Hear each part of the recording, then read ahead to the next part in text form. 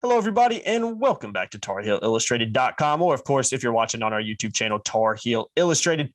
I'm THI staff writer Jacob Turner, and joining me, as he always does, our very own publisher, Andrew Jones. And AJ here to talk a little Carolina basketball. I know you were at the ACC Tipoff on Tuesday, but before we do that, I'm going to plug the website real quick, TarHeelIllustrated.com. Head on over there, sign up for just $8.33 a month. Most of what we do is not free. We offer tons of perspective over there, tons of observations, football, basketball, recruiting. Our message boards have been on fire right now as well. So if you want to sign up ahead of basketball season in particular, like I said, which we'll be talking about in this podcast, head on over, link in the description below. But AJ, enough of the plugs. Let's dive into the ACC tip-off. You were in Charlotte with Brandon and Noah, two of our newer interns. You guys had from what we've talked about off camera, seemed to have a pretty good time down there. It was good to see everybody in person again and just get a little feel for ACC basketball, which is right around the corner. So before we dive a little bit deeper into it, what were some of your initial takeaways from just being back in Charlotte, being out there in person again after, a year hiatus, for lack of a better word, 2-year hiatus, I should say, really? Well, the last time I had an opportunity to talk to a player or a coach when they were right in front of me was the ACC tournament in 2020. And they were roped off then because we started adjusting, everything started to shut down very quickly. So it's been a long time, and it was great because I have no in-person relationship with Caleb Love as an example. So seeing Caleb in person yesterday was good. I did practice a couple of weeks ago, and I remember saying, boy, that's the closest I've ever been to Caleb Love in person, which is crazy because I covered him last year. I'm used to getting to know these kids in a media athlete way in which you get to sometimes when you're in a locker room 10 minutes after a team loses on the road, and you get those experiences. And where I don't think we're going to have in locker room experiences maybe at all this year, but we're getting closer back. And to me, yesterday was a lot about that. It was a lot about, okay, we're a little bit closer to normal. I got a chance to see these guys up close and just kind of get a vibe. I was with Hubert the entire time he was talking in the breakout room, holding my camera like this for 32 minutes. I was able to keep it propped up. It's tough. And got quite a few questions in. And you just get different stuff in person than you do in Zoom. Zoom is impersonal. Mm-hmm. From them, I guess they see like 500 faces up there, and we get to see the player if we pin it or whatever, but it's not the same thing. No, really. It's something when you're making eye-to-eye contact and you're able to add quick follow-up questions because they know you're going to ask a quick follow-up question because they can see it in your face. You're going to ask one. Mm-hmm. You just get better stuff. And I got some great stuff with Hubert yesterday. I hear him tell some of the same stories I've heard quite a few times because you have other writers, local in other markets, regional, national, asking questions, and Hubert's passion, man. It is really hard to find anything about him to dislike. I know that Carolina fans are concerned about, well, he's a first-year coach. He's going to have to go through the growing pains, of course. Okay. But, man, he's checking a lot of the boxes. And he did it again yesterday. And they aren't rehearsed speeches. This is legitimate, true DNA, stuff pouring out of your DNA kind of stuff that Hubert's talking about. So I'm at the point now, to be honest with you, where I enjoy that. I like seeing the passion. I like seeing how genuine he is. I love the reverence he has for literally everything about that program, that job, standing on that court. And I even asked him a question about, what was the moment? Like, you've had to have had one moment that just stood out above the others. Like, wow, I'm in this position. And he said it was the first practice in the summer. It's like, Coach Smith stood here, Coach Guthridge stood here, Coach Williams stood here, Coach Lebo standing there right next to his son who's on the team. He said it was pretty emotional and it was genuine. But I think a lot of us are looking forward to hearing Hubert talk about why his team did this well and didn't do that well after a game, because ultimately that's what this is all about. But got a few more stories yesterday. Got a story about the pair of shoes he wears in practice. Yep, that was a good quote. A pair of Nikes with the Dear Dean on the side. Got Dean's name. I mean, you could tell just how deep it goes with Hubert Davis. And I love that. I'm a big fan of passion. I'm a big fan of the culture of college sports mattering. And it matters to Hubert. It matters to so many people that are Carolina fans watching this. And you can't feel it over Zoom the same way you can in person.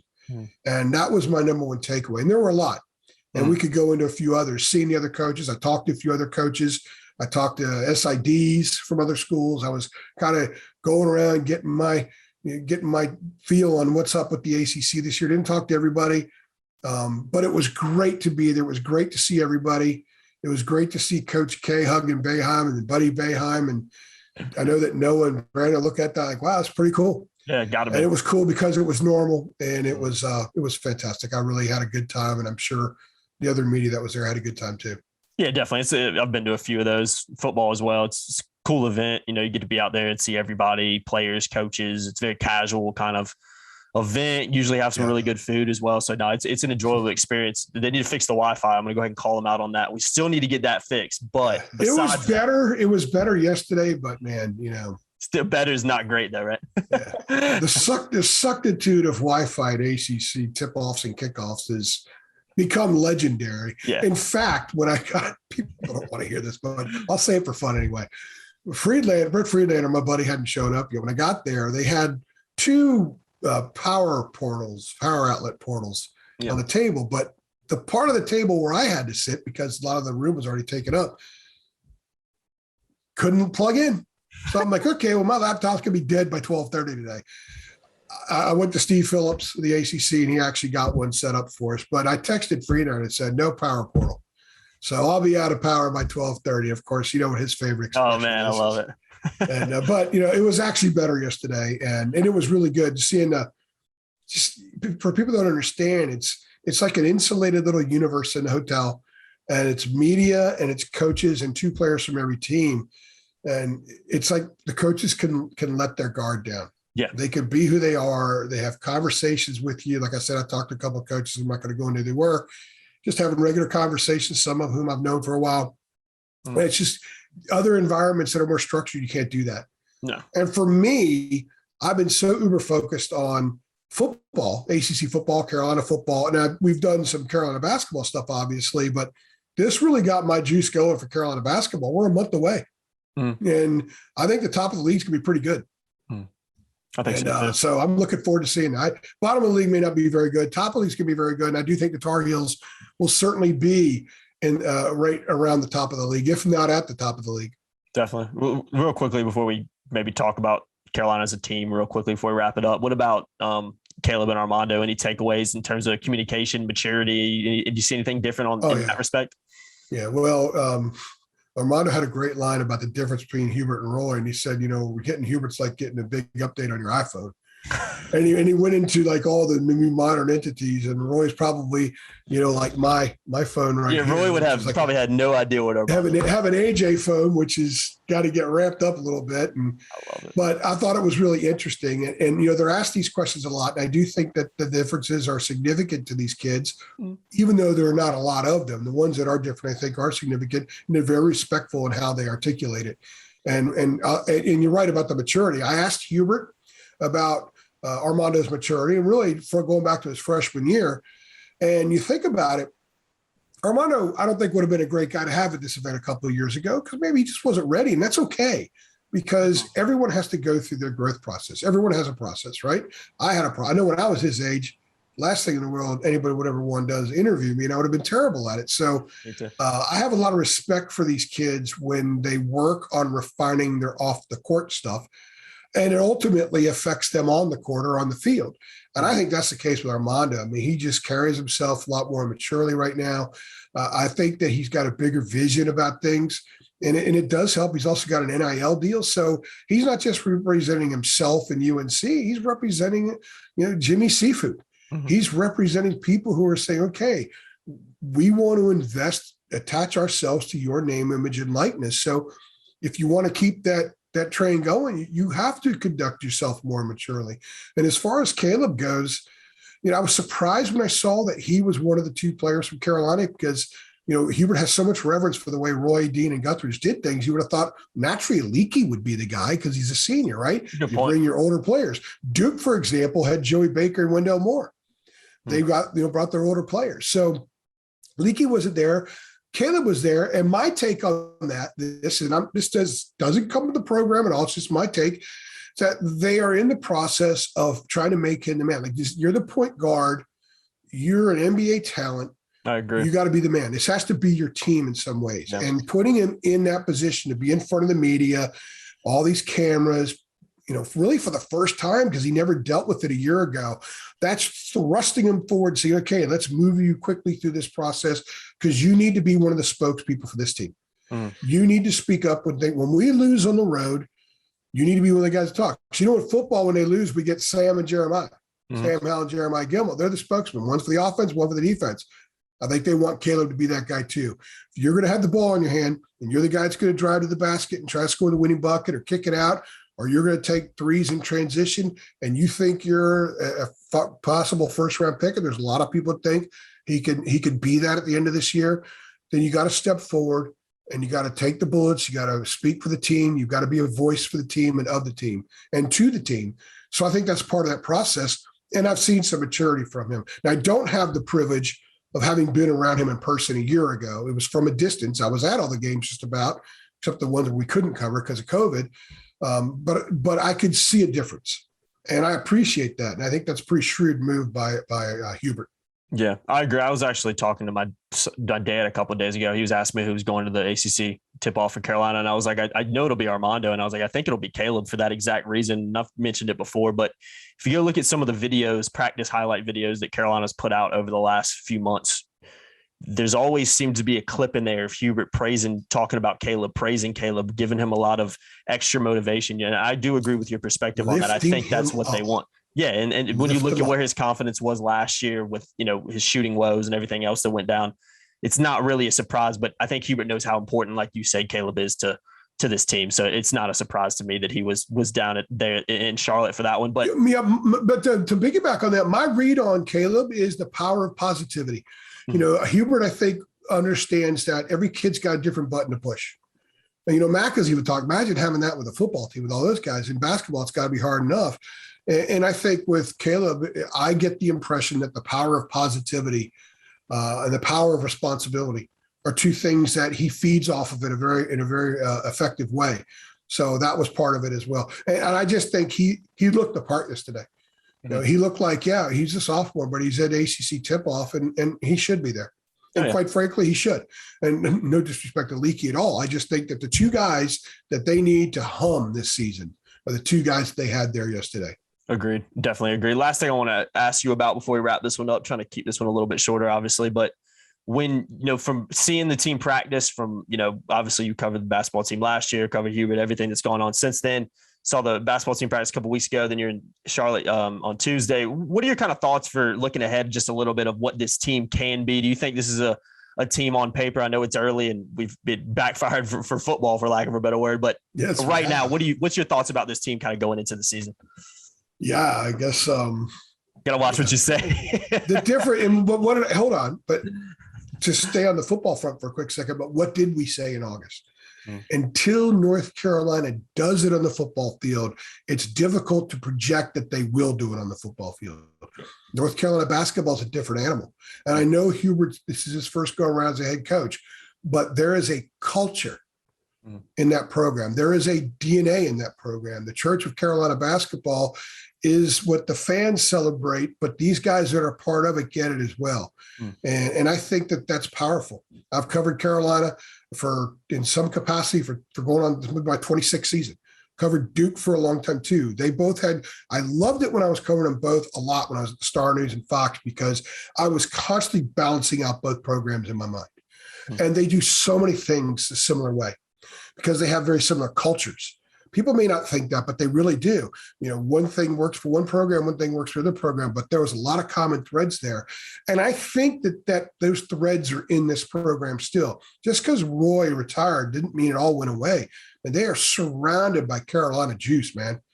And so I don't think that the program culture, if anything, it may have picked up a little bit because of the newness factor. Bringing in a guy like Pat Sullivan, who spent the last 18 years in the NBA, they have a guy that's around these kids every day that can directly talk to them about what it takes to make it in the NBA. Not like Roy couldn't. Roy had connections like nobody else has. He was able to get them all kinds of information. But Sullivan can pull him aside and have that conversation. Yeah, well, I dealt with this guy in Detroit. I dealt with this guy in Washington. I dealt with this guy here or there. And I saw his game grew. He got to the second contract because he fixed these things. I think the mission mind of the program, I think the culture of the program, the DNA of the program is very, very strong. Now, whether or not that leads to a Final Four, whether or not that means Hubert's going to touch gold when he calls a timeout, we have no idea. We'll have to wait and see. But I think on paper, I think with respect to the foundation, Carolina fans have a lot to be optimistic for. But it's going to be a lot of work. It's going to be a lot of chemistry building. And do not judge Hubert when he makes a great coaching move in November or when he makes a bad coaching move in November, because he's going to have to figure it out over time as well. And he did say yesterday, first time I've heard him talk about his JV coaching experience, but over the 9 years he was an assistant, he was a JV coach for 7 years. And he said, look, guys, I've drawn up practice plans. I've drawn up player rotations. I've subbed. I've called timeouts. I've talked to guys in a huddle. Not like I haven't been there before. I played in this program. I played for Coach Smith. I played for 12 years in the NBA, and he was around guys like Pat Riley and Don Nelson, and he's around some big-time people at that level. And then he was at ESPN for 7 years? And he would go to practices and watch how coaches conducted practice, but he was also at games and saw that kind of stuff. Then he saw how Roy did it. You cannot be better prepared to coach in your first major college basketball game than Hubert is, in my opinion, especially given the roster that he has, because I think it's a very, very interesting and good roster. The potential for this team is significant, but it's going to take a while, I think, for them to get there, and fans are going to need to be a little bit patient with everybody, including Hubert. It's a process, right? Absolutely, it's a process. Yeah, we got the process word from Mac earlier today, so I thought that was good. But yeah, it is absolutely a process. And basketball being what it is, sometimes a really good team loses to a mediocre team because one team hits a bunch of threes, the other team doesn't, and that stuff happens. Yeah. Let's let this thing play out. Let's let him figure out what his best rotations are, what his best lineups are, who can help in what situation, because whatever they think right now, it's always going to be a little bit different this season. And it's going to be, I think it's going to be fun and exciting and interesting to cover. I miss Roy. I really enjoyed covering Roy. Over the last few years, I think I really started to understand him a lot better. And, sorry to see him go. I really developed a strong appreciation for the way he went about things. But I'm also glad that he was able to call his own shot and walk away when he did. And I think it's cool that Hubert's there. There's so many fascinating, wonderful storylines. Honestly, Hubert makes a writer's job kind of easy because you just decorate. All you got to do is tease a couple of wonderful quotes, and boom, you got a good piece that people are going to get excited about. Oh, definitely. Well, let's wait and see when they lose. They go out to Mohegan Sun. Let's see what that's going to be like. I'm looking forward to seeing them up there. Oh, no doubt about it. It'll be a fun season to cover, I'm sure, and a fun season to watch unfold, especially from a journalist. And I'll tell you what, just very quickly about the rest of the league, since this was ACC Tipoff. I really like what Duke could be this year. I really like what Louisville could be. I think Syracuse has a chance to be really good. Florida State. I talked to people at Florida State. Leonard says this is his longest team. And this is what the person at Florida State said, exactly like that. Teams too, yeah. And think about how long his teams have been before. So I think that, NC State, always interesting. Probably, people say, they're always interesting in November, but they aren't in February. So whatever. One of these days they're going to bust through, aren't they? I think the league has a chance to be really, really good at the top.